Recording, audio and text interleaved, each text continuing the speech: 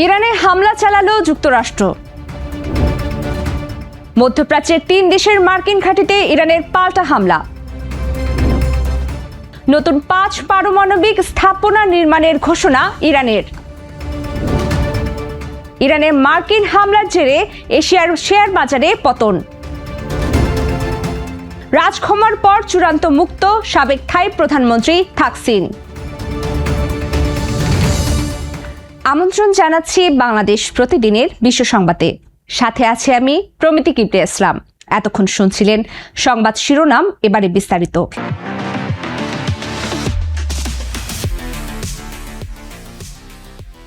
Hormuz প্রণালীতে মার্কিন helicopter ভূপাতিত করার জেরে ইরানে পাল্টা বিমান হামলা শুরু করেছে যুক্তরাষ্ট্র। ওয়াশিংটনের দাবি, ইরান একটি ড্রোনের সাহায্যে মার্কিন হেলিকপ্টারটি লক্ষ্যবস্তু বানায়। তবে এই হামলাটি ইচ্ছাকৃত ছিল কিনা তা এখনও পুরোপুরি স্পষ্ট নয়। ঘটনার পর মার্কিন সামরিক ইতিহাসে প্রথমবারের মতো সি বা সমুদ্র ড্রোন ব্যবহার করে হেলিকপ্টারের 2 পাইলটকে অক্ষত অবস্থায় উদ্ধার করা হয়। এই ঘটনায় তীব্র ক্ষোভ প্রকাশ করে মার্কিন প্রেসিডেন্ট ডোনাল্ড ট্রাম্প সামাজিক যোগাযোগ মাধ্যমে শক্তিশালী পাল্টা জবাব দেওয়ার ঘোষণা দেন। এরপর মার্কিন সেন্ট্রাল কমান্ড সেন্টকম জানিয়েছে, মঙ্গলবার থেকে ইরানে পাল্টা বিমান হামলা শুরু হয়েছে। এই সামরিক অভিযানকে ইরানি অযৌক্তিক আগ্রাসনের বিরুদ্ধে একটি সমানুপাতিক জবাব বলেছে সেন্টকম। মার্কিন সংবাদ মাধ্যমের তথ্য মতে, এবারের অভিযানে মূলত ইরানের উপকূলীয় প্রতিরক্ষা ব্যবস্থা ও রাডার সিস্টেমগুলোকে লক্ষ্যবস্তু করা হয়েছে। তবে হরমুজ প্রণালীতে মার্কিন সামরিক হেলিকপ্টার ভূপাতিত করার এই ঘটনায় তেহরান এখনও সরাসরি কোনো দায় স্বীকার করেনি।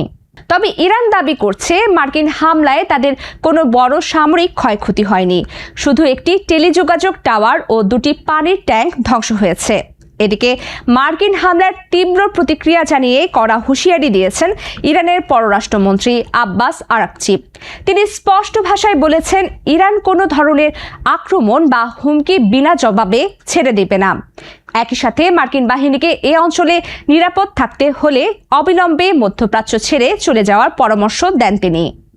মার্কিন বিমান হামলার জবাবে মধ্যপ্রাচ্যের 3 দেশের মার্কিন ঘাঁটিতে পাল্টা আঘাত হেনেছে ইরান। ইরানের Islamic Revolutionary Guard Corps IRGC ও সেনাবাহিনী যৌথভাবে এই পাল্টা হামলা চালায়। বুধবার সকালে বাহরাইনে অবস্থিত মার্কিন 5ম নৌবহর 5th ফ্লিটকে লক্ষ্য করে ড্রোন হামলা চালিয়েছে ইরান। একই সাথে কুয়েতের আলী আল সালেম বিমান ঘাঁটিতেও ইরানের ড্রোন ও ক্ষেপণাস্ত্র হামলা প্রতিহত করেছে দেশটির আকাশ প্রতিরক্ষা ব্যবস্থা। সম্ভাব্য হামলার আশঙ্কায় কুয়েত জুড়ে সতর্কতামূলক সাইরেন বাজিয়ে নাগরিকদের নিরাপদ আশ্রয়ে যাওয়ার নির্দেশ দেওয়া হয়েছে।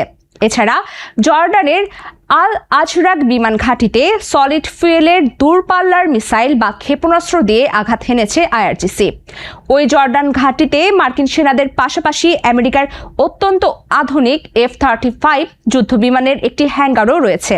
পাল্টা হামলা হিসেবে এই অঞ্চলে থাকা যুক্তরাষ্ট্রের 21টি অবকাঠামোকে টার্গেট করা হয়েছে। এর সঙ্গে মার্কিনীদের একটি MQ-9 ড্রোনও ভূপাতিতের দাবি করেছে তারা।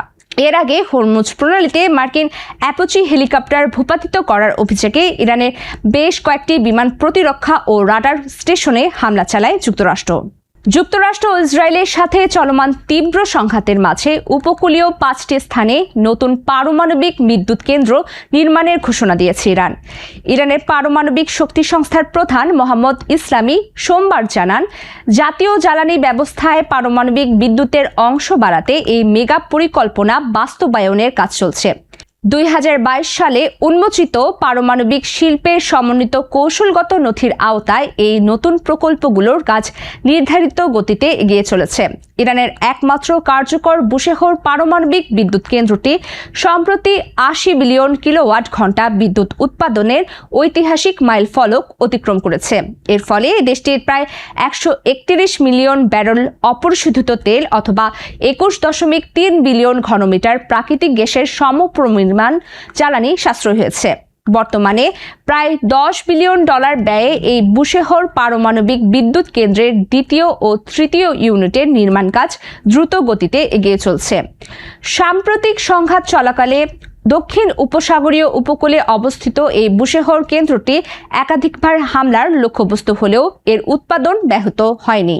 মধ্যপ্রাচ্যে নতুন করে যুদ্ধ উত্তেজনা ছড়িয়ে পড়ায় এশিয়ার শেয়ার বাজারে বড় ধরনের ধস নেমেছে।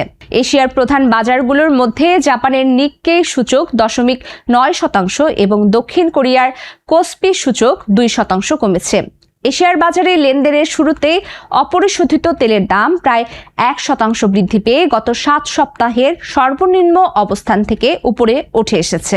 আন্তর্জাতিক বাজারে ব্রেন্ট ক্রুডের দাম 0.9% বেড়ে ব্যারেল প্রতি $92.29 এবং মার্কিন WTI ক্রুডের দাম 0.8% বেড়ে $88.97 পৌঁছেছে। রয়টার্সের এক জরিপে অর্থনীতিবিদরা পূর্বাভাস দিয়েছেন যে যুদ্ধ পরিস্থিতির কারণে এই সময়ে আমেরিকার মূল্যস্ফীতি 4.2% বৃদ্ধি পেতে পারে। রাজক্ষমা পাওয়ার এক সপ্তাহের মধ্যে আনুষ্ঠানিকভাবে সম্পূর্ণ মুক্ত হয়েছেন থাইল্যান্ডের বিতর্কিত ও সাবেক প্রধানমন্ত্রী থাকসিন সিনাওয়াত্রা। 9 জুন মঙ্গলবার দেশটির কারা বিভাগ 76 বছর বয়সী এই সাবেক প্রধানমন্ত্রীর সব ধরনের আইনি বাধ্যবাধকতা ও শর্ত থেকে মুক্তির তথ্য নিশ্চিত করেছে। দুর্নীতি ও ক্ষমতার অপব্যবহারের দায়ে 1 বছরের সাজাপ্রাপ্ত থাকসিন বয়স ও শারীরিক অসুস্থতার কারণে গত মাসে প্যারোলে মুক্তি পেয়েছিলেন। প্যারোলের শর্ত হিসেবে তার পায়ে একটি ইলেকট্রনিক মনিটরিং ডিভাইস পরা বাধ্যতামূলক থাকলেও আনুষ্ঠানিকভাবে তা সরিয়ে নেওয়া হয়েছে। গত 3 জুন থাই রানী সুতিদার জন্মদিন উপলক্ষে রাজক্ষমা পাওয়ার যোগ্য ব্যক্তিত্বের তালিকায় টেলিকম খাতের এই বিলিয়নিয়ারের নাম অন্তর্ভুক্ত করা হয়। কারা কর্তৃপক্ষ থাকসিনকে খালাসের প্রশংসাপত্র হস্তান্তর করায় তিনি এখন আর কোনো ফৌজদারি শাস্তি, নজরদারি বা শর্তের অধীনে নেই। আধুনিক থাই রাজনীতির অন্যতম প্রভাবশালী এই ব্যক্তিত্ব 2 মেয়াদে প্রধানমন্ত্রী থাকার পর 2006 সালে এক সামরিক অভ্যুত্থানে ক্ষমতাচ্যুত হন।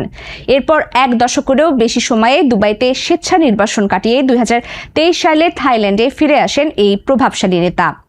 থাই গণমাধ্যমের খবর অনুযায়ী সম্পূর্ণ মুক্ত হওয়ার পর চলতি মাসে থাকসিন সিনাওয়াত্রা দুবাই সফরে যেতে পারেন বলে ধারণা করা হচ্ছে। থাকসিনের ফেউ থাই পার্টি দেশের অন্যতম সফল দল হলেও গত ফেব্রুয়ারির নির্বাচনে দলটি ইতিহাসের সবচেয়ে খারাপ ফলাফল করে 3য় স্থানে নেমে যায়। এই ছিল আজকের বাংলাদেশ প্রতিদিনের বিশ্ব সংবাদ। সবশেষ খবর জানতে চোখ রাখুন বাংলাদেশ প্রতিদিন ফেসবুক পেজ ও ইউটিউব চ্যানেলে। এতক্ষণ সঙ্গে থাকার জন্য সবাইকে ধন্যবাদ।